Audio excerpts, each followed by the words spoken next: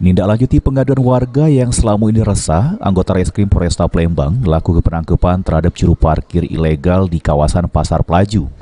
Oleh petugas, para juru parkir yang berada di Pasar Pelaju dilakukan pemeriksaan sikok-sikok dengan cara minta bukti surat izin parkir. Hasilnya ditemukan 2 ekor juru parkir ilegal yang diamankan polisi berinisial AR sama GA beserta dengan barang bukti Rp70.000.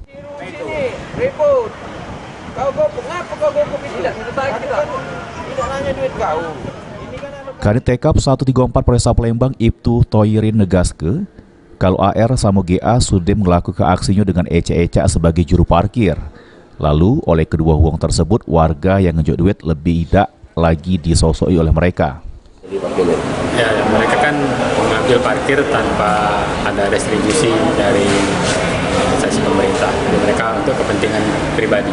Kegiatan para pelaku ini merasakan atau gimana? Ya, kegiatan para pelaku kan merasakan, makanya ada laporan dari masyarakat untuk menindaklanjuti hal tersebut. Dengan adanya tindakan tegas dari polisi ini, diharapkan supaya para juru parkir ilegal di Kota Palembang tidak lagi melakukan aksinya. Abidin Nurwanto, PAL TV.